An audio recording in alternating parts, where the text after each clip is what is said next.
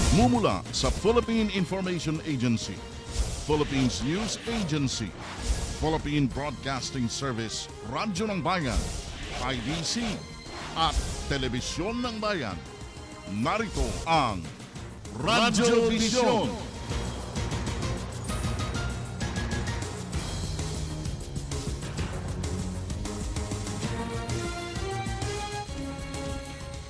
Magandang umaga ng Tuesday, espesyal na araw para sa isang espesyal na tao.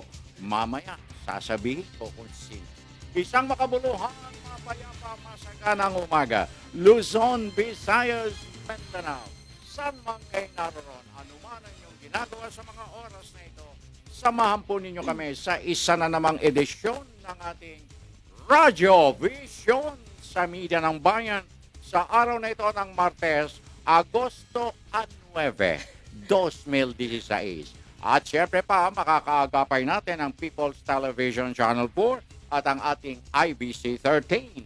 At dito sa ating Radyo ng Bayan Studio, ang ating pong espesyal na kasama, ang aking co-anchor lady, at syempre, the girl with a dimple in every smile. Ang walang kakupas-kupas na luningning ng Antipolo City, Miss Zarina La Porcelana Los Suegro. Miss Zarina, good morning. Good morning ka, Francis. Good morning din po sa ating mga tagapakinig at nanonood ngayong umaga dito sa Radyo Vision. Sa loob po ng isang oras, samahan niyo kami na pag-usapan ng may init na issue dito sa ating bansa. Live po kaming napapanood ngayon sa PTV4 at IBC 13. Live streaming naman po sa www.ptvnews.ph at maaari nyo rin pong i-download ang aming PBS Radio app o PBS Rap sa inyong mga app store. At kung gusto nyo naman po na makilaw sa aming talakayan o pagbati, maaari kayong mag-text sa 0922-358-2679. At ang inyo naman pong kaagapay, Francis Cancino. Nag-aanyaya sama-sama tayo till 7 o'clock in the morning sa kabuuan ng ating Tuesday edition. Kalakip ang pagpapakawala natin ng malawakang paglilingkod na pambayan at ang paghimay, pagsuri sa ilang mga maiinit na isyong nakaguhit sa ilan nating mga pahayagang pangumaga at syempre pa ang napapanahong talakayan sa ating hapag ng talastasan. At para po sa kapakanan ng ating mga listeners sa DZRB, Radyo ng Bayan 738 on your dial, kami po ay masusubaybayan at mapapakinggan nyo sa lahat ng 33 himpilan ng Philippine Broadcasting Service, Radyo ng Bayan, Luzon, Visayas, Mindanao, at worldwide sa pamagitan ng audio streaming. At para naman sa ating mga texters, pakiusap again and again and again, huwag kalimutan ang inyong mga pangalan at addresses. In fairness, baka hindi basahin nila Porcelana ang inyong mga mensaheng walang pangalan at address. And please, keep it short and simple. Thank you very much. Okay, a beautiful Tuesday. Oh, you look so dainty Thank today. you. Good morning ka, Francis. Napaka-espesyal yata ng araw na ito. Ladies and gentlemen, lapis and fountain pen. Alam niyo ba kung anong araw na ito, Martes? 9. Okay, mamaya sasabihin natin kung bakit espesyal ang ating pagtatanghal ngayon.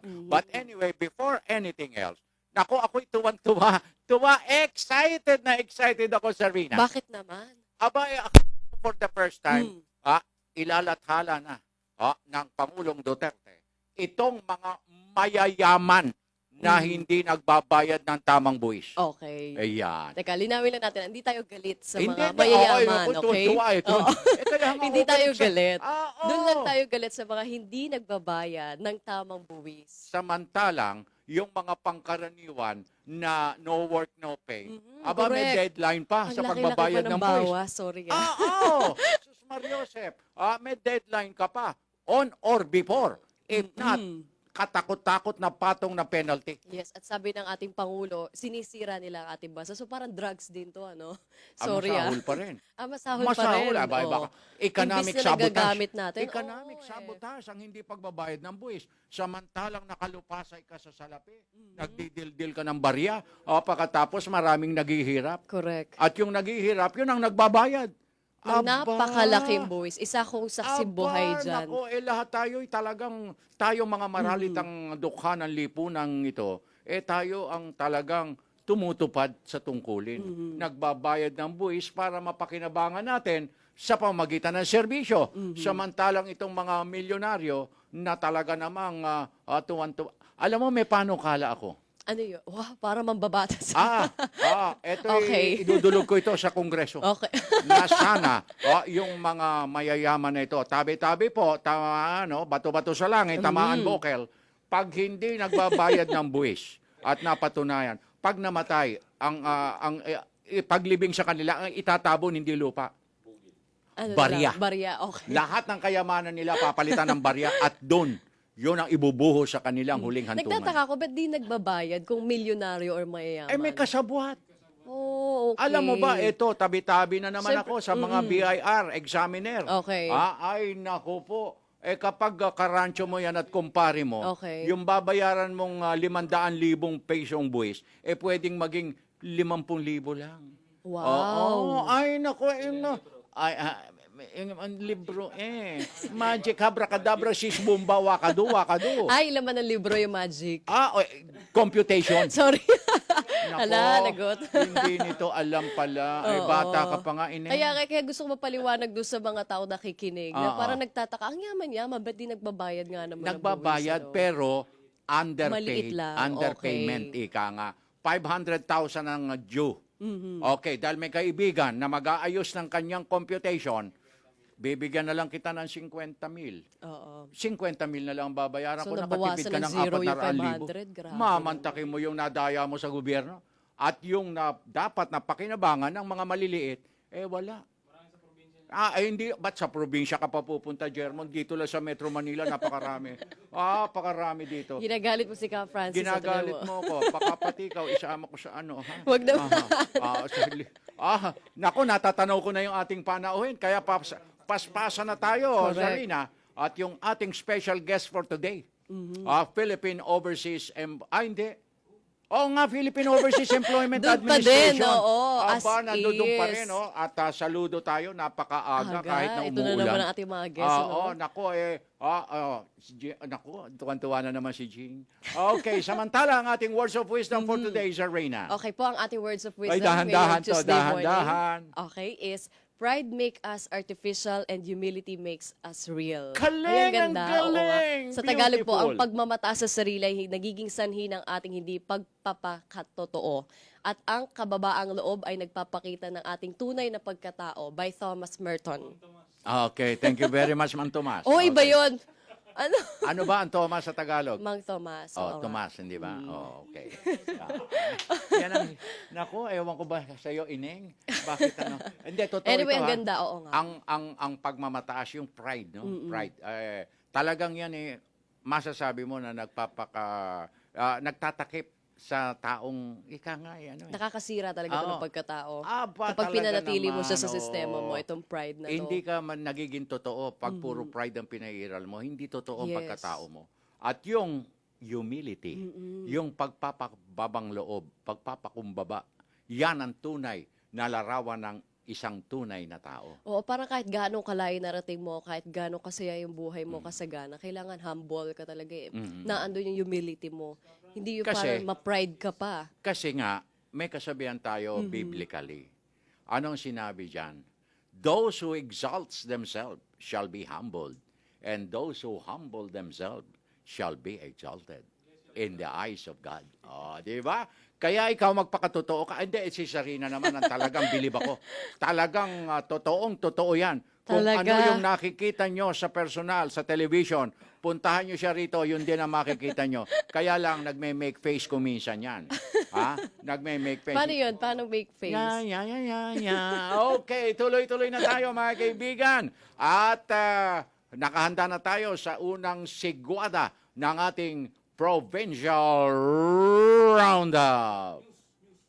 Andyan na ba ang news? Ready na ba tayo? Ready na ba? Okay. Alam mo, malapit na akong mahilo. May kailangan natin maging masaya ngayon. Dahil diba? special ang araw na Kaya ito. nga. Special ang Sige. edisyon. So, dahil wala pang ating TV news, Wala pa ang news? News pa rin ang pakakawala natin sa pamagitan ng ating mga provincial stations. Stress pa rin. Bukod sa provincial station, Okay. magkukwentuhan muna tayo. At meron pang magandang balita dyan na nakaguhit. Ang isusunod na ang mga Metro Manila mayors. Matapos na lumabas yung 159 na mga na-involved sa droga na mga mayors, governors, judges, police, and so forth and so on.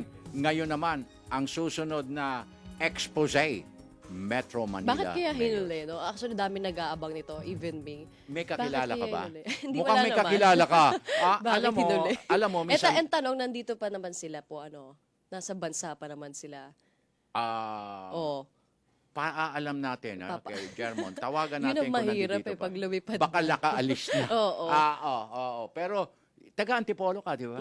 Marami kang kilala sa Antipolo. No? Marami, pero maraming kakilala talaga. Pero ano ba, may connection ba o wala? Ayun nga, sa'yo nga ako Ganon. magtatanong. Ba't ako Diretso na. tinanong mo? Hindi naman ako taga-Antipolo. Ay, naku, ako, okay, gusto ko na mabuhay ng maayos. Ibibigay ko na ito lahat sa ating mahal na Pangulo. Aha. Hindi, pero yan talagang desidido talaga tayo, ang presidente dyan. Walang sinabi naman niya, kahit na kaibigan ko, kahit na kaibigan niya, Talagang kakastiguhin. talagang lalatiguhin niya kapag talagang napatunayan na involved sa droga. Yes, tama ka Ayan, dyan, Ka ang Francis. maganda. Kasi nakakasira talaga no? Lalo na pag Metro Manila, ito yung capital. Isipin mo Ito, naman. dito kumukuha ng trabaho yung mas karamihan sa atin. At saka ang sentro ng gobyerno naandito naririto sa lahat. Metro Manila. So imagine, Sa loob ng 6 na taong nakalipas, wala tayong nabalitaan tungkol sa droga. Ganyan na pala kalala, ganyan na pala kalaganap, at ganyan na karaming kabataan ang lulong. lulong Tama ba, sa lulong? pinagbabawal na gamot. Paano pa yung sinabi ni Gat Jose Rizal na sa kabataan ang pag-asa ng ating bayan? Naku po, nalulungkot. Palagay ko luhaan si Dr. Rizal ngayon sa mga sandaling ito. Dahil nakikita Kung buhay niya. pa siya, Hindi, kung buhay kaya, pa, hindi, di ba? kahit na yung kanyang Oo, kaluluwa, kaluluwa. nagdurusa at luhaan. Dahil nakita niya na ito palang pag-asa ng bayan Naku po, ay lulong sa pinagbabawal na gamot. Ilang milyong kabataan na ang nasisira. Kaya galit na galit ang ating mahal na Pangulo. Ay, nako, dapat naman talagang hindi lang latigo. Meron nga nag-text sa akin dyan dapat daw talaga, bitayin daw. Bitay ang gusto nila. At saka Agad-agad. At saka silya elektrika. Agad-agad. Hindi, huwag kayong marahas. Kaya ka, teka lang. Teka, sandali. Dadaan tayo May sa due due process process. po tayo. Huwag kayong ganyan. Okay, ready na. Talagang totoo na itong bulusok at sigwata ng ating Provincial Roundup. Radyo ng Bayan. Report. Alright, narito po ang Agusan del Sur Radyo ng Bayan kasama si Bobby Ilopa. Magandang umaga, Bobby. Konektado ka. Maraming salamat. Magandang umaga at sunod mo aray ko. Pinangunahan ang kapisanan ng mga broadcaster ng Pilipinas o KBP Agusan del Sur, Surigao del Sur Chapter ang pagtatanim ng mahigit 4,000 tree seedlings sa ilang lugar sa Agusan del Sur at Surigao del Sur noong Sabado, August 6. Kabilang sa mga lugar na pinagtamnan ng mga tree seedlings ang Mount Magdiwata Watershed area sa bayan ng San Francisco, Barangay Pinagalaan, Bayugan City, Agusan del Sur at sa baybayin ng Barangay Orgus sa bayan ng Cortez, Surigao del Sur. Umabot sa mahigit kumulang 200 volunteer planters na kinabibilangan ng mga estudyante ng St. Francis Xavier College, mga pulis, sundalo, civic organizations, mga tauhan ng DNR San Francisco Water District ang tulong-tulong na nagtanim ng mga punla ng punong kahoy. Mga African tulip, Dipterocarp, mahogany at ilang nara seedlings ang naitanim sa araw na iyon. Nangako ang San Francisco Water District na sila ang mga ngalaga sa mga tree seedlings na naitanim sa Magdiwata Watershed. Ang nasabing aktibidad ay isang broadcast treeing activity ng KBP Agusan del Sur, Surigao del Sur Chapter. Para sa Radyo Vision, Bobby Ilupa, San Francisco Agusan del Sur, Media ng Bayan. Salamat, Bobby Ilopa. Puntahan natin ang ating radyo ng Bayan na Go with Charity Prianesa. Charity na imbagabigat kakabsat. Go! Sa Imbaga Bigat, ipatutupad na sa buong lalawigan ng La Union ang pagkakaroon ng closed-circuit television o CCTV sa lahat ng tanggapan ng pamahalaan, paaralan at mga business establishments alinsunod sa Sangguniang Panlalawigan Ordinance No. 083-2016 na mas kilala bilang Provincial CCTV Ordinance. Layunin ng naturang hakbang na paigtingin ang seguridad at kaayusan sa lalawigan kung saan ayon kay Provincial Board Member Joaquin Austria Jr., ang pangunahing may akda na ordinansa ay malaki ang may tutulong ng CCTV sa mga investigasyon sa mga kaso ng krimen dahil maaaring magamit ang mga video recordings bilang ebidensya. Magiging daan din umano ito upang maiwasan o mabawasan ang bilang ng kriminalidad sa lalawigan. Kaugnay pa nito, hindi makakakuha ng business permit ang mga negosyong may kapital na hindi bababa sa 200,000 piso kung walang CCTV system sa kanilang mga establishmento. Bumuo na rin ang Provincial Monitoring at Inspection Team ang pamahalang panlalawigan upang matiyak ang tamang pagpapatupad nito sa buong probinsya. Para sa Radyo Vision, ito po si Charity Frianeza, La Union, Media ng Bayan. Thank you very much, Charity Prianeza. Narito naman po ang Lawag Radyo ng Bayan kasama si Ronald Valdres. Magandang umaga, Ronald. Go! Hiniling ng mga opisyal ng Ilocos Norte sa Kongreso na gawing batas na may deklarang special non-working holiday sa Ilocos Norte ang Setyembre 11 kada taon bilang pagkilala sa karawan ng yumaong Presidente Ferdinand Marcos. Isang resolusyon ang ipinasa kahapon ng Sangguniang Panlalawigan ng Ilocos Norte na humiling kay Majority Floor Leader at 1st District Congressman Rodolfo Pariñas at 2nd District Congresswoman Imelda Marcos na maisulong sa mababang kapulungan ng Kongreso ang pagsasabatas sa nasabing kahilingan.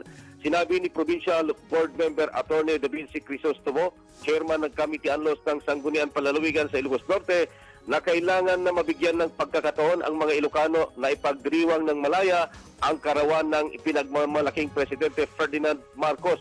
Paliwanag ni Crisostomo na kailangang permanente na sa pamagitan ng pagpasa ng batas sa Kongreso ang Setyembre 11 na special non-working holiday sa Ilocos Norte at hindi gaya ng kalimitan na gawa na taunang paghingi sa Pangulo ng Bansa na may deklarang non-special working holiday. Umaasa rin ang Sangguniang Panlalawigan ng Ilocos Norte na may isang senador din ang mag-sponsor sa Senado para lalong maisulong ang kahilingan ng mga Ilocano. Kaugnay nito, naghahanda na ang pamilya Marcos na inaasahang paglilibing kay Pangulong Marcos na inasahan na isasagawa sa Setyembre 18.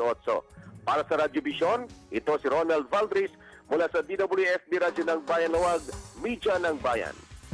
Maraming salamat, Ronald Valdres. 16 minutos na 46 segundos.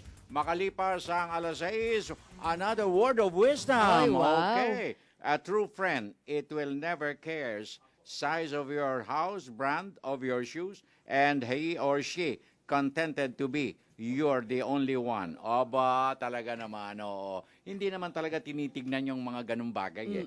Yan ang talagang totoong kaibigan. Thank you very much sa Pau Pau pa rin ng Sogod, Southern Leyte, Philippines. Thank you, Pau Pau. Ka Francis, ako po si Ruben Carpio, 76 years old.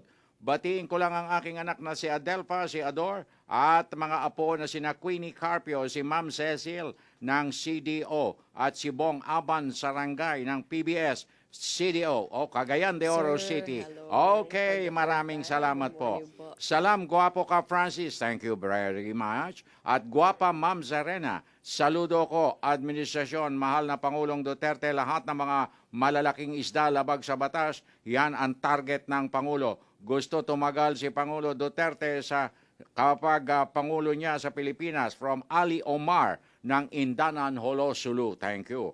Magandang umaga po, Radyo Vision. Gusto ko lang sanang batiin ng maligayang kaarawan. Ba, alam niya? Si Ma'am Zarina. Mula Thank sa you. isang tapat na tagapagligtas from Nueva Thank you, sir. Ecija. Tapat na tagapagligtas. May tagapagligtas ka pala, ha? Hindi namin alam yan, ha? Hindi ko rin alam. Sino yan? Sino yan, Zarina? Okay. Ang pait ng kahapon, wag ang halongkatin ngayon. Move on for a better change for now. If late President Marcos' body iburol sa libingan ng mga bayani, why not? Nothing to lose. Let it be. Salamat po from Bumeputra ng Holo, Sulu. Okay. Ito naman po galing sa aking cabinet. Salam Kuya Francis, pakigreet po ang boss namin si Sir Haron Hudi. Happy birthday po. Salamat from Holo. Happy birthday. Happy 74th birthday naman po kay Papa Andy Bumatayo from Obot, Rona, and Roda. Happy birthday. Happy birthday! And good morning, ma'am. Sir, pakibati po maigitin na security guards na naka-duty ngayon dito sa Catanduanes State University. More power po sa inyo and thanks from Dongsky ng Catanduanes. Thank you po. Thank you very much. At the much-awaited moment. narito na. ang ating panauhin ng kasangga ng Radyo Vision. Tama ka dyan, Ipakilala mo na Francis. kagad. Live po dito sa studio. Kasama muli natin si Sir Hans Leo Kakdak, Administrator ng POEA. At pag-uusapan po natin ay yung tulong ng gobyerno para po sa mga naiipit nating OFW abroad. Magandang umaga po, Sir Magandang Kakdak. umaga, Sarina. Happy birthday Thank to you.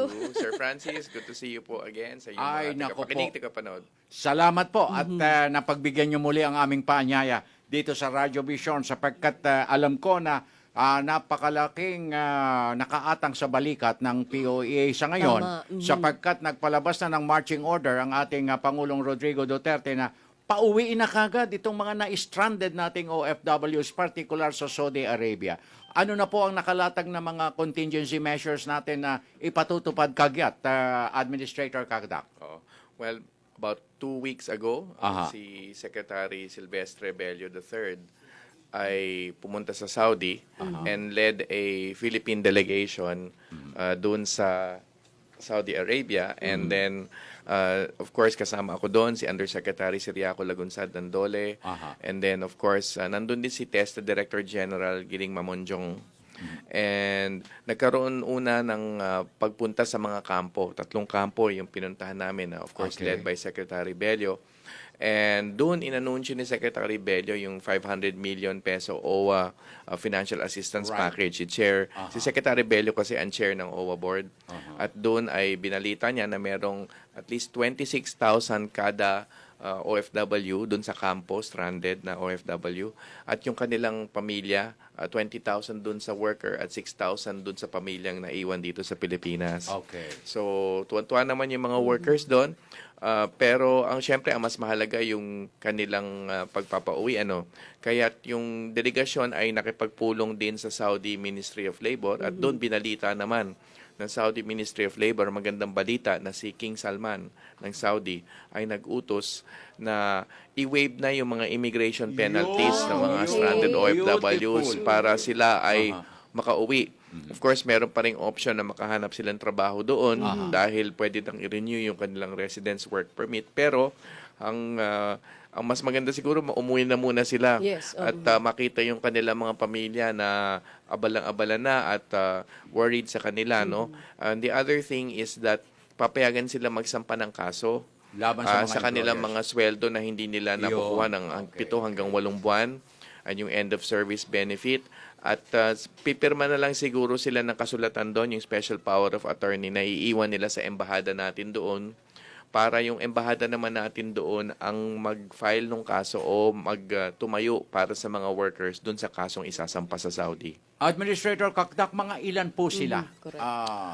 Ang sa Rough bilang estimate namin nyo. ngayon, ang naiwan mga 8,000. 8,000. Pero yung sa bilang ng OWA board, ay mga 15,000 kasi nga meron na mga umuwi. In fairness, marami nang umuwi. Around 7,000, almost 8,000 na rin ang nakauwi for the last year or so. So yun, yung mga nandito kasi, kasama yun sa bilang ng mabibigyan ng financial assistance. May nakalimutan pa ako isa. Yung DBM, kinausap din ni Secretary Bello, si Secretary Joc ng DBM, at naglaan din from the President's Fund, discretionary fund ng around 249 million para dun sa pantawid na food Pamilya. assistance. Ayun. Food assistance dun sa mga stranded workers. Kasi iba pa yung financial assistance, iba pa yung food assistance. So yun naman ay yung 249 million. Beautiful. Sir, ito po ba ay madadagdagan pa yung bilang na may ganitong klase ng sitwasyon abroad? Well, meron pa rin tayong mga nadidinig na kaso. Actually, meron yung kumpanyang involved dito, yung 3 malalaki. Yung OJ, yung Bin Laden, saka yung Muhammad Al-Mujil. Pero meron pa yung mga, kumbaga, subcontractor na mas maliliit na kumpanya. Kasi construction company ito eh. So, like any other construction company, meron niya mga subcontractor. Pero, mas konti yung volume ng mga workers. May mga 7 o 8 kumpanya pang natukoy na nalulugi dahil damay nga dito sa nangyari sa 3 malaking kumpanya. Pero, sana, no, wala na tayong makikita pang malaking kumpanya. At syempre, kahit maliit man kumpanya, sana ayaw rin nating Yes. malugi at magsara, no? Pero, wala na tayong masyadong nakikitang kasinlaki nitong 3. At sana nga wala na nga ang ganong klaseng sitwasyon uli na mangyari. Sir, linawin ko lang, ano yung naging cause? Bakit biglang nagsara Well, or nalugi? itong maraming mga kumpanya? tinutukoy na dahilan pero siguro ang punot dulo nito yung pagbaba ng presyo ng crudo. Okay, Kada bumaba bariles for the last year, bumaba ng less than even around $20 per barrel, ano, yung crudo. At syempre yan ang number 1 kita ng Saudi government, revenue ng Saudi government. So humina ang kanilang kita bilang gobyerno.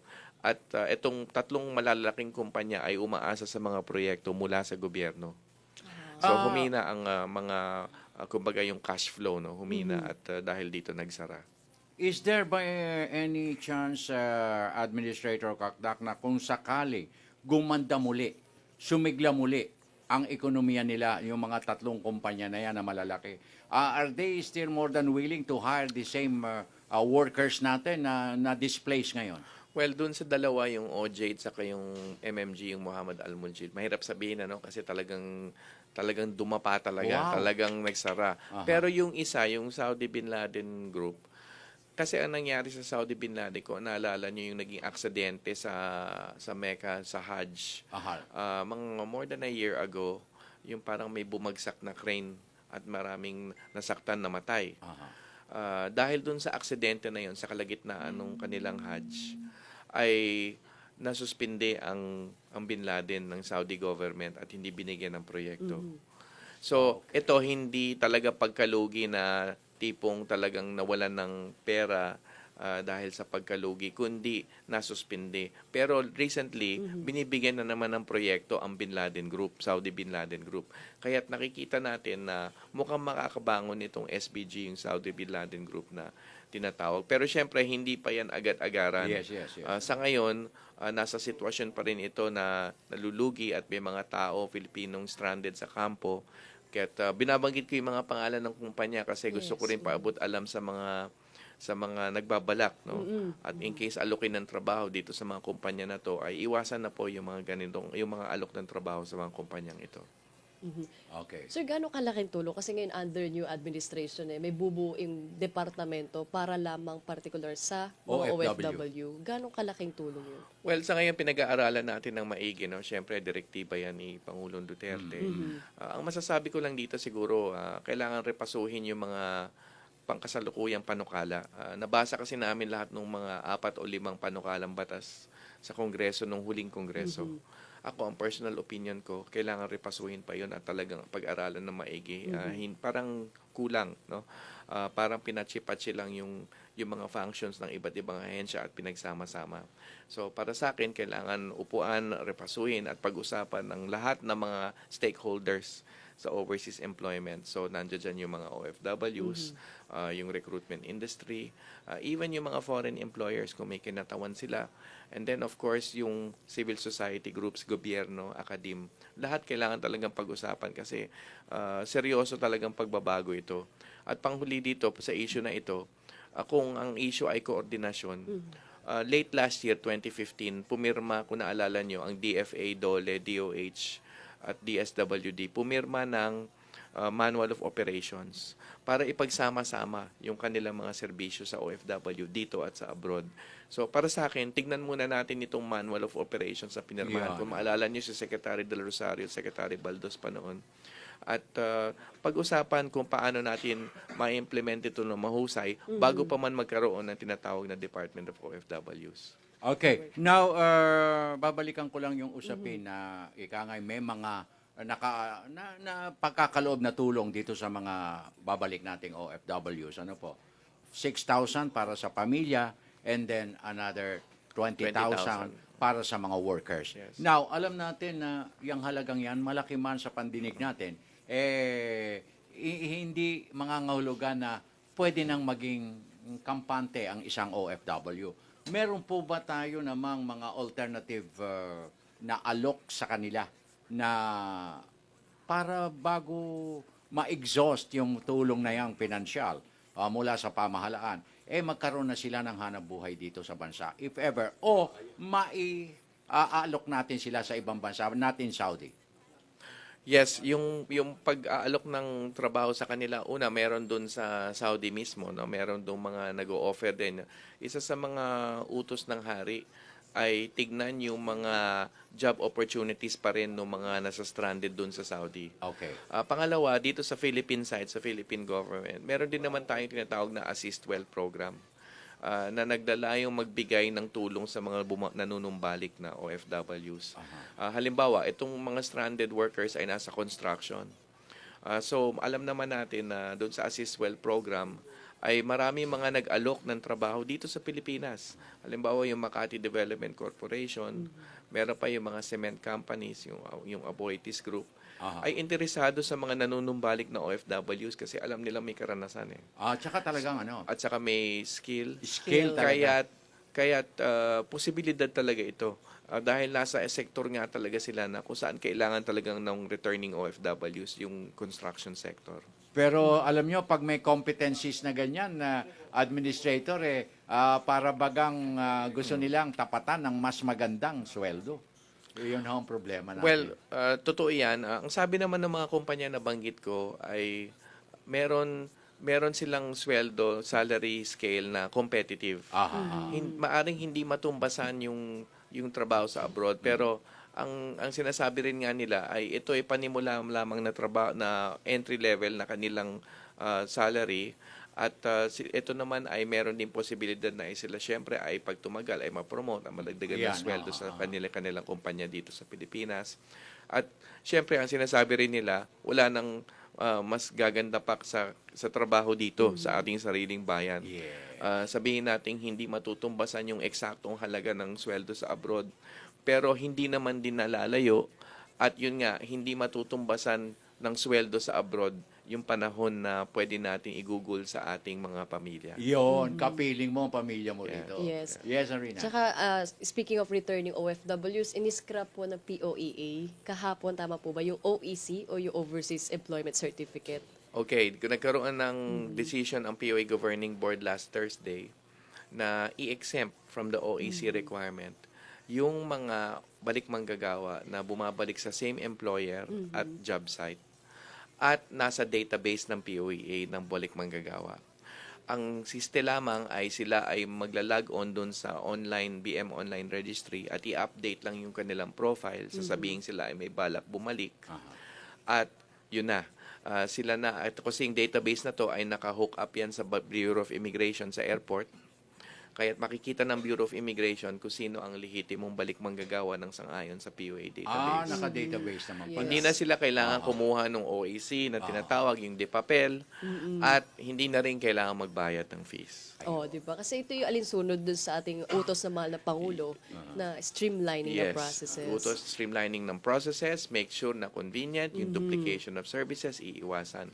In fact, this Monday ay maglo-launch na rin ng one-stop shop sa POEA. I-relaunch yung one-stop shop sa POEA. Meron na kasi dati niyan, pero ngayon binubuo muli dahil nga sa utos ng Pangulo, at nandoon si Secretary Bello sa POEA this Monday. Okay, medyo lilihis tayo ng konti sapagkat may mga nagte-text sa amin, Administrator Kakdak, kung totoo daw ba yung offer na job placement sa Germany. Well, meron. Nagkaroon ng... Na-publish po kasi yan naibukas sa mga yan, dyaryo. naibukas yan, pero nagsara na nung last day of July. Okay. Tapos na yung hiring. Nagkaroon tayo ng 1-month hiring nung July. So, ang masasabi ko na lang ay doon sa mga nag-apply, ay abangan na lang yung mga anunsyo. Darating yung mga German employers para magkaroon ng interviews patungkol doon sa mga nag-apply. So, just keep yourselves informed, yung mga applicants sa POA website, www.poa.gov.ph. Sa ngayon, ano po bang bansa yung bukas ngayon para sa ating mga OFW? Well, kasabay kasi nung Germany yung Japan. So, tapos na rin yun. At sa ngayon, hiring at interviews ngayon ang sinasagawa. But of course, ito lang naman yung sa POEA side. POEA, government to government hiring. Sa ngayon, sa private sector hiring, patuloy pa naman yan. So, ang suggestion ko, puntahan yung job search engine sa POEA website. Pwedeng i-type doon yung pangalan ng ahensya o yung job order sa POEA mobile phone app, downloadable for free through Google Play and App Store. Pwede rin tignan doon, may job search, job order search din dito, recruitment agency search, para malaman kung ano yung naaakma sa inyong trabaho ng sang-ayon sa job orders na nakarehistro sa POEA. May text po tayo dito. Ano po ba ang dapat gawin ng isang kababayan na nakararanas ng pagmamaltrato sa mga amo? Thanks po from Gerard ng Pasig. Well, pwede namang sumangguni sa Philippine Overseas Labor Office on-site sa host country, na kami ay nasa Facebook at Twitter din. At pwede rin sumangguni doon. Meron kaming hotline 722-1144, 722-1155. At meron din kaming email, info@poea.gov.ph. Ako din, meron personal email na ginagamit ko for mga asiste, ay poea.kakdak@gmail.com. Okay. Before totally winding, Administrator Kakdak, muli po ang inyong mensahe sa ating sambayanan, lalo na yung ating mga nagnanais pa rin magtrabaho sa ibang bansa. Well, yun po sa ating mga kababayan ay ang mantra po namin ay maging matalino, huwag magpaloko. Ibig sabihin ay dapat po sa isang lisensyadong Philippine Recruitment Agency, pumato lamang sa mga job offers, mga job orders na dapat nasa talaan ng POEA, mga foreign employers na nakarehistro rin dapat sa POEA. Pwede naman po i-check yan sa POEA website, www.poea.gov.ph. Inaanyayahan ko rin kayo pumunta sa aming pre-employment orientation seminar, malaman yung negative and positive realities ng overseas employment, payos.poea.gov.ph. And then finally, siguraduhin 3 dokumentong hawak bago umalis: employment contract, work visa, at POEA Overseas Employment Certificate o OEC. Maging matalino, huwag magpaloko. Okay, maraming salamat once again, Administrator Hans Leo Kakdak, sa inyong pagdalaw sa Radyo Vision. Salamat din po. More power at magandang umaga po. Magandang umaga po sa inyo. Happy birthday muli. Thank you. Naku, talaga naman katakot-takot na ang bati. Special guest ko, diba? Napaka-special ng araw na ito. Okay, tuloy-tuloy na muna tayo at alamin na natin. Ano ba ang ating patak ng panahon sa araw na ito? Puntahan Maulan, natin. magmula pa kagabi. Kaya nga, ang lakas ng ulan kagabi, ano? Blessing daw yata yan dahil sa'yo. Ay, sa lubong. Okay. Anyway, punta na po natin. Live sa Pag-asa DOS ang ating kasama na si Amor La Rosa para sa ating weather update today. Magandang umaga, Amor. Magandang umaga rin at happy birthday sa iyo, Zarina. At magandang umaga ka, Francis, at sa lahat ng ating mga tagapanood. Narito na po ang latest sa lagay ng ating panahon. Matapos ang paglabas ng Philippine Area of Responsibility ng low pressure area kahapon, isang panibagong sama ng panahon ang binabantayan natin ngayon. Alas 4 ng umaga, huli po yung namataan sa line 1,200 kilometers. Ito po ay silangang bahagi ng Apari, Cagayan. At kasabay naman ng pag-iral ng nasabing sama ng panahon, ito pa ring southwest monsoon o yung hanging habagat na magpapaulan pa rin dito yan sa Luzon hanggang dito po yan sa buong Visayas. Sa katunayan, base dito sa forecast ng Pag-asa ngayong araw, mararanasan ng maulap na kalangitan na magdudulot ng katamtaman hanggang sa paminsan-minsan ay mga malalakas na pag-ulan at mga pulupulong pagkidlat, pagkulog dito yan sa Metro Manila. Ganon din dito sa may Ilocos Region, Cordillera, pati na rin po dito sa may Calabarzon. Ibig sabihin kasama po dyan ang Cavite, Laguna, Batangas, Rizal at pati na rin ang probinsya ng Quezon. Same weather condition naman ang mararanasan at dapat paghandaan ng mga residente ng probinsya po ng Zambales, Bataan at ganun din ang Mindoro. Dito naman po sa natitirang bahagi pa ng Luzon, pati na rin po dito sa bahagi ng Western Visayas, mararanasan naman ang maulap din na kalangitan na magdudulot naman ng mahina hanggang sa katamtamang pag-ulan at mga pagkidlat, pagkulog. Kaya para sa mga nabanggit na area, yung mga residente po dyan, magdoble ingat kayo at maging alerto sa posibleng pagbaha o kaya naman ay pagguho ng lupa. Dito naman sa natitirang bahagi pa ng ating bansa, partikular na dito sa may Mindanao, mararanasan naman ang bahagya hanggang sa maulap na kalangitan na meron lamang pong chances na mga pulo-pulong pag-ulan o pagkidlat pagkulog. Samantala, dahil pa rin po dito sa hanging habagat, bukod po sa mga pag-ulan na dadalhin nito, apektado rin yan itong lagay ng ating mga karagatan dahilan upang magtaas ng gale warning ang Pag-asa. At kabilang po dito ang western seaboard ng Southern Luzon, ganun din po dito sa may southern at ganun din sa eastern seaboard ng Southern Luzon. Dito mararanasan yung maalon hanggang sa napakaalong kondisyon ng karagatan. Kaya para sa mga mangingisda o sino man na may maliliit na sasakyang pandagat, hindi muna kayo pwedeng pumalaot sa nabanggit na baybayin. Sa puntong ito, alamin naman natin ang magiging epekto ng hanging habagat sa agwat ng temperatura sa iba't ibang bahagi ng bansa. Unahin natin dito sa Luzon. Para sa Baguio City, inaasahan natin ang 16 to 20 degrees Celsius. Dito naman sa Metro Manila, 25 to 38 degrees Celsius. Bagamat ilang bahagi po ng Luzon makakaranas pa rin ng mataas na temperatura, inaasahan pa rin po natin ang mga pag-ulan at pagkidlat pagkulog. Dito naman tayo sa bahagi po ng Visayas. Sa ating viewers sa Tacloban, inaasahan po natin ang 25 to 32 degrees Celsius. Same with Iloilo at ganun din sa Bacolod. Para naman sa Metro Cebu, mas mataas po ang 26 to 30 degrees Celsius. At panghuli na lang natin dito naman sa Mindanao area. Sa Cagayan de Oro, inaasahan naman ang 23 to 34 degrees Celsius. Sa Metro Davao naman tayo, mararanasan po ang partly cloudy to cloudy sky sa temperatura nga abot naman ng 26 to 33 degrees Celsius. At yan ang latest sa lagay ng ating panahon para sa Radyo Vision. Ako po si Amor La Rosa mula dito sa Pag-asa DOST Media ng Bayan. Salamat, Amor La Rosa. 40 minutos, 20 segundos makalipas ang alas 6. Good morning, PTV. I salute the campaign of exposing the politics, police, and PNP involved because they destroy the youth, which I call them modern zombies. Adi kasi wala nang silbi, sira na ang pag-iisip nila.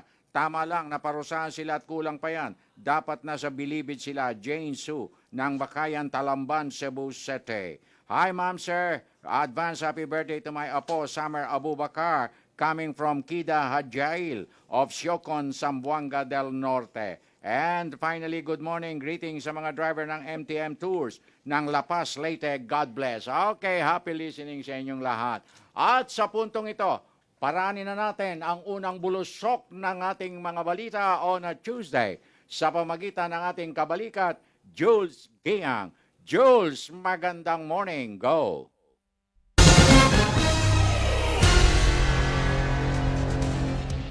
Maraming salamat sa inyo, Ka Francis at Sarina, at narito na nga ang pinakamainit na balita sa umagang ito.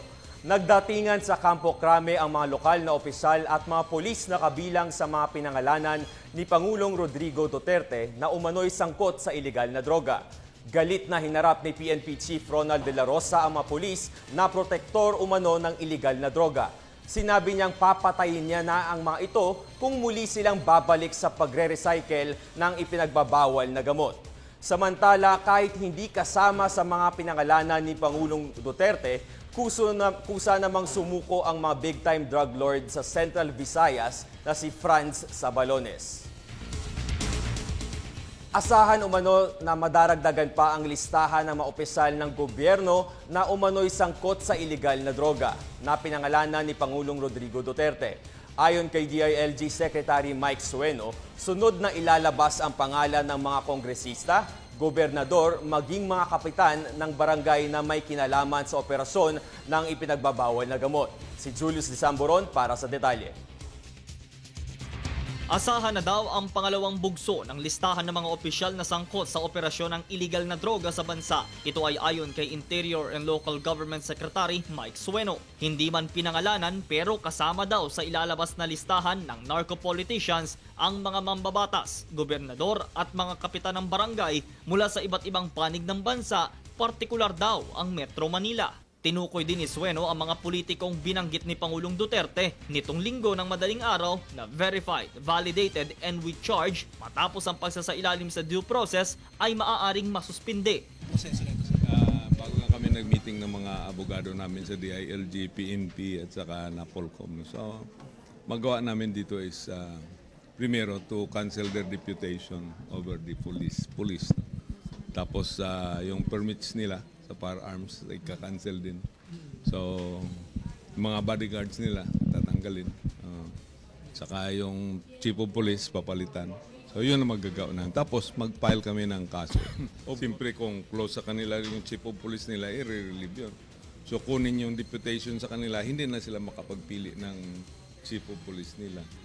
Nitong linggo din ay nagbigay ng 24 oras na palugid ang Pangulo sa mga judge, mayors at police officials para sumuko at linisin ang kanilang pangalan kung saan kapilang sina San Rafael Bulacan Mayor Cipriano Violago Jr., Sagyaran Lanao del Sur official Rasmia Macabago at retired police superintendent si Seron Ada sa mga nagtungo sa CIDG sa Campo Crame. Meron din namang sumuko sa mga regional police stations. May mensahe naman si PNP Chief General Ronald Bato de la Rosa sa mga opisyal na hindi sumuko sa kamay ng batas. Yung pangalanan na hindi nagsusurrender, bahala kayo sa buhay niya. Bahala kayo sa buhay. Gusto niyo mag-surrender at magbago, gusto niyo i-clear yung pangalan niyo, mag-surrender kayo sa akin. Para sa PTV News, Julius D. Samburon. Samantala, nagtungong Hong Kong si dating Pangulong Fidel V. Ramos na nagsisilbi ring special envoy ng bansa sa China kaugnay ng usapin sa West Philippine Sea. Paglilinaw ni Ramos, nais niyang makita at makasama muli ang kanyang mga kaibigang Tsino at hindi upang makipagpulong sa mga kinatawan ng Tsina ukol sa agawan ng teritoryo. Si Joy Gumatay para sa detalye. Bandang alas 12:30 ng hapon ng Agosto 8, nang dumating sa Presidential Lounge ng NAIA Terminal 2 si dating Presidente Fidel Ramos upang makapanayam ang mga kasapi ng media bago tuluyang tumulak patungong Hong Kong. Dito ay nilinaw sa atin ng dating Pangulo na ang punong rason ng pagpunta niya sa Hong Kong ay upang makita at makasamang muli ang kanyang mga kaibigang Tsino at hindi upang makipagpulong sa mga kinatawan ng Tsina ukol sa usapin ng West Philippine Sea. We will not be talking about any substantive matters. I have called this, looking at the past 10 days, as a renewal of friendship to strengthen our common desire for peace and make it happen on an enduring basis. Liban kay dating Pangulo Fidel Ramos, nakapanayam rin natin ang kanyang may bahay na si Mrs. Amelita Ramos. Ibinahagi sa atin ang ginang nakasama siya sa naturang biyahe upang matulungan ang kanyang asawa na pangalagaan ang kanyang kalusugan dahil di naman lingid sa ating kaalaman na mayroong iniindang sakit ang dating presidente dulot na rin ng katandaan. Ngunit hindi ito naging hadlang sa kanyang pagtanggap sa alok ni Pangulong Duterte, nagampanan ng responsibilidad na manguna sa pag-asagawa ng bilateral talks, gayon rin ang paglalatag ng mga plano kung papaano maipaglalaban ang ating karapatan sa West Philippine Sea nang hindi nakokompromiso ang ating relasyon sa China. Liban kay Mrs. Ramos, kasama rin sa biyaheng ito ang kanyang apo na si Sam Ramos Jones na di umano'y dalubhasa sa Mandarin o ang lengguwahe ng mga Tsino, ang dating kalihim ng Department of Interior and Local Government na si Rafael Alunan at isang veteranong mamamahayag na si Chito Santa Romana. Lumipad ang grupo patungong Hong Kong bandang alas 2:30 ng hapon at nakatakda naman silang umuwi ng bansa sa darating na araw ng Biyernes. Para sa PTV News, Joy Gumatay. Sa ibang balita, personal na kinamusta ni Pangulong Rodrigo Duterte ang 4 na sundalong nasugatan sa gitna ng mga nagdaang labanan na siyang binisita sa Heroes Ward ng Camp Lucban Station Hospital. Sa kanyang pagharap sa mga sundalo, muling giniit ni Pangulong Rodrigo Duterte ang mariin niyang pagtutol sa paggamit ng mga landmines ng komunistang grupo. Sinabi rin niyang hindi niya naitutuloy ang usapang pangkapayapaan sa Communist Party of the Philippines kung sakaling may masasawi muli dahil sa landmine. Hangad ni Pangulong Duterte ang kapayapaan sa bansa, subalit nakahanda ang buong puwersa ng AFP para ipagtanggol ang kaayusan at katahimikan ng bansa. Hati naman ang mga kongresista hinggil sa planong paglilipat ng mga labi ni dating Pangulong Ferdinand Marcos sa libingan ng mga bayani. Para sa ilang mga mambabatas, isang injustice ang hakbang na ito para sa mga naging biktima ng martial law. Sa kabila nito, naniniwala ang ibang kongresista na may karapatang mailibing si Marcos sa naturang libingan alinsunod sa batas. Ang ulat mula kay Jervis Manahan. Dahil hanggat ang mga kaluluwa ng mga taong hanggang ngayon ay hindi pa nakikita at hindi pa nabibigyan ng katarungan, ay hindi magkakaroon ng katahimikan. Hati ang opinyon ng mga kongresista kaugnay ng paglilibing kay dating Pangulong Ferdinand Marcos sa libingan ng mga bayani. Para kay Deputy Speaker at Marikina Representative Miro Kimbo, hindi lang naman ito usapin ng paglilibing sa mga labi ni Marcos, kundi sa pagbibigay ng hustisya sa mga biktima ng martial law na hindi pa rin nare-resolba hanggang sa ngayon. Kung tutuusin, hindi naman daw perpektong sementeryo ang libingan ng mga bayani dahil maraming nakalibing dito ang hindi rin naman daw kwalipikado. Kaya kung sakaling matuloy ang plano ni Pangulong Rodrigo Duterte, hindi na rin naman daw dito matatapos ang pagbatikos sa mga issue. Hindi nangangahulugan na tapos na yung laban sa usapin ng paghahanap ng katarungan para doon sa mga biktima ng martial law. Pero para naman kay Deputy Speaker Fredenil Castro, nasa batas na lahat ng mga dating Pangulo ay may karapatan na mailibing sa libingan ng mga bayani. Hiwalay na issue raw ang mga human rights violations noong martial law. Kaya naman giit niya, kung kwalipikado raw si Marcos ay wala na raw dapat na pumigil pa sa libing, na ayon sa mga naunang reports ay nakatakda na sa September 18. Kung si Presidente Marcos ay pasok sa qualification ng isang tao na maaring ilibing sa libingan ng mga bayani and he does not suffer from any disqualification, kailangan mailibing na siya. Ang isyong ito ay walang kakwenta-kwenta. Napapanahon na rin daw ang pagkakaroon ng closure sa isyong ito. Now, Marcos is, I think, yung desire ng family is really to put him in the libingan because he was a former president. Yun lang naman yata yung they are asking because it is a right of every former president to be buried there if the family wishes to. Samantala, kinundi na rin ni Akbayan na Representative Tom Villarin at ng Bayan Muna Representative na si Carlos Zarate ang desisyon. Ayon kay Villarin, ang paglilibing kay Marcos sa libingan ng mga bayani ay tila paglibot na rin sa mga paglabag sa karapatang pantao na nangyari noong siya ay Pangulo pa. Posible raw na magbigay ito ng mensahe sa publiko na hindi seryoso ang gobyerno sa pagbibigay ng social justice. Gate naman ni Bayan Muna Representative Carlos Zarate, dapat na lang manatili sa Ilocos Norte ang mga labi ng dating Pangulo dahil hindi dapat payagan na baguhin ng pamilya Marcos ang ating kasaysayan. Bago ito, naglabas na ng direktiba ang Department of National Defense para umpisahan na ang paggulong ng pagpapalibing kay Marcos sa libingan ng mga bayani, alinsunod na rin sa utos ni Pangulong Rodrigo Duterte. Para sa PTV News, Jervis Manahan. Good news naman tayo. 5 mga kumpanya ng langis muling nag-rollback sa presyo ng kanilang produktong petrolyo. Simula kaninang alas 6 ng umaga, nagpatupad ang kumpanyang Shell ng 10 sentimos na kaltas sa kada litro ng gasolina. 75 sentimos naman ang bawas presyo sa kada litro ng diesel, habang 85 sentimos naman ang sa kada litro ng kerosene. Unang nagpatupad ng kaparehong presyo ng rollback ang mga kumpanyang Caltex, Flying V at Sea Oil bandang alas 12:01 kaninang madaling araw. Alas 6 naman ng umaga kanina ay nagpatupad ang mga kumpanyang PTT Philippines, Unioil, Eastern Petroleum at Phoenix Petroleum ng 75 sentimos na tapyas presyo sa kada litro ng diesel, habang 10 sentimos naman ang sa gasolina. Ito na ang pangalawang rollback sa presyo ng produktong petrolyo ngayong buwan ng Agosto. Sa ngalan po ni Audrey Goriseta, ako po si Jules Giang. Balik po sa inyo ka Francis at Sarina. Giyang. Okay, tuloy-tuloy na tayo. 52 minutos, 22 segundos makalipas ang alas 6 at sa puntong ito mga kaibigan. Teka muna, sandali lang. Ihahabol ko lamang ito. Hello ma'am, sir, masaya po kayong nag-uusap pati na sa pagbabalita. I'm watching over PTV4. Aldon Uy po ng San Francisco, Southern Leyte. Thank you. Good morning, Pagirigan and Valdez family from Waki of Tuguegarao City. Salamat po. Good AM, kindly greet Dr. Alicia Magalong. Happy birthday. Thanks.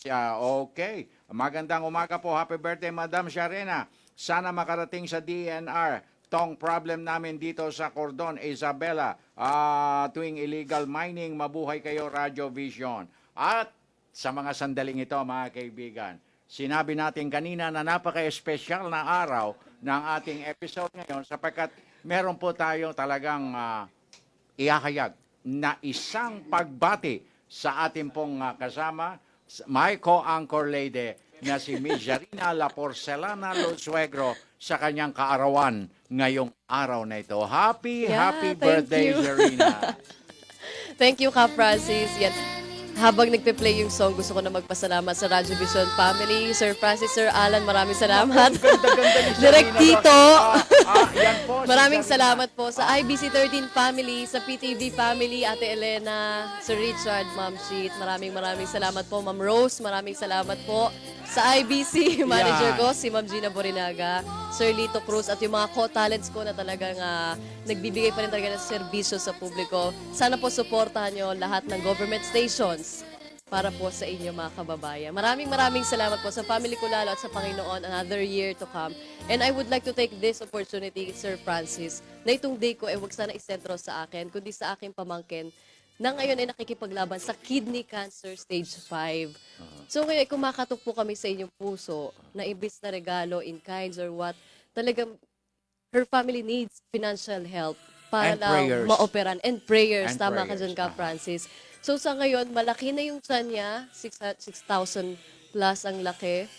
Dahil sa kidney cancer, ay tumutubong bukol sa tiyan niya. Naku, At kinakailangan na tanggalin yung pinakamalaking bukol doon para lang makahinga na siya. At syempre, masave yung buhay niya. So sa mga nais pong tumulong, Okay. narito yung number Meron ko. tayong para sa inyong mga personal donation. Yes. Pwede sa BPI account number 4489-0390-74. Okay. At ang contact number ng pamilya 0917-759-3041. Again, 0917-759-3041. And Ka Francis, yan po ay BPI account ko and contact number ko. And I Mismo. assure you na lahat ng mapupunta, lahat ng magbibigay po, ay mapupunta lahat sa pamilya ni Francesca Pauline Lusuegro, pamangkin ko po sa father's side. So anak ng pinsan ko na si Kuya Francis and Ate Kate, sana po Ate Kim, sana po labanan yung mabuti or magpakatatag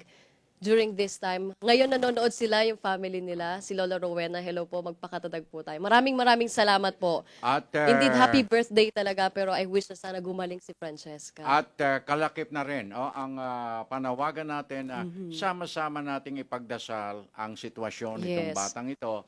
Alam mo, nothing is more than great than prayers. And napakaganda na i-share itong precious gift of life. Yes. Another life para sa akin, di ba? Para kay Francesca na nag-turn lang ng 1 taon last July.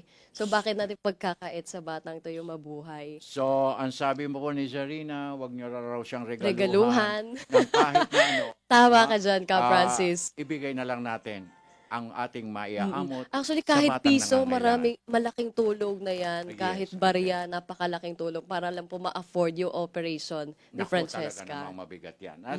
Naka-confine siya ngayon sa PCMC, okay, Philippine Children's. Children's Medical Center. Dito lang po sa Quezon Avenue. Yes. Okay. So, anytime, nakuha po ninyo, kopya pa ninyo yung number, yung account number ni Sarina sa BPI at yung kanyang contact number sa cellphone, no? Makipag-ugnayan na lamang po. Maraming salamat. And again, ang ating pagbati ng maligayang kaarawan, Zarina. Thank you, Ka Francis. Good luck, Maraming salamat. good health, God bless you.